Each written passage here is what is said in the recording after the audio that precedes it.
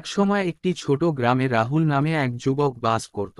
রাহুল দৌড়ানোর প্রতি অনুরাগী ছিল, কিন্তু সে তার স্কুলে কখনোই দ্রুততম ছিল না। তিনি প্রায়শই দৌড়ের সময় শেষ পর্যন্ত আসতেন, যা তাকে তার ক্ষমতা নিয়ে সন্দেহ তৈরি করেছিল।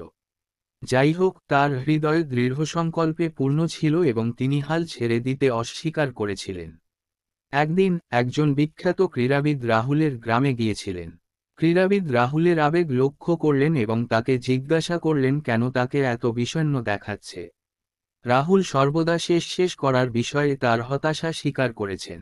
ক্রীড়াবিদ হেসে বললেন, আপনি কোথায় শেষ করবেন তা নয়, বরং আপনি প্রতিদিন কতটা বেড়ে উঠছেন তা নিয়ে। আসল জাতি আপনার বিরুদ্ধে। এই কথায় অনুপ্রাণিত হয়ে রাহুল নতুন করে প্রাণশক্তি নিয়ে প্রশিক্ষণ নিতে শুরু করেন। তিনি প্রতিদিন সকালে ঘুম থেকে উঠে মাঠের মধ্য দিয়ে দৌড়াতেন, প্রতিদিন নিজেকে আরও শক্ত করে ঠেলে দেন। ধীরে ধীরে কিন্তু নিশ্চিতভাবে তিনি উন্নতি লক্ষ্য করেছেন। তার ধৈর্য বৃদ্ধি এবং তার গতি উন্নত।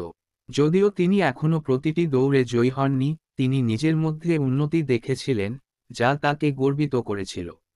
মাস কেটে গেল এবং বার্ষিক গ্রাম ম্যারাথন এসে গেল।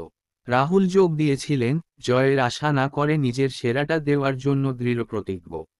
সবাইকে অবাক করে দিয়ে তিনি শীর্ষ 3-এ জায়গা করে নেন। জনতা উল্লাস করেছিল এবং রাহুল বুঝতে পেরেছিলেন যে সত্যিকারের জয় রেসে জেতার মধ্যে নয়, বরং আত্ম উন্নতি এবং অধ্যবসায়ের যাত্রায়।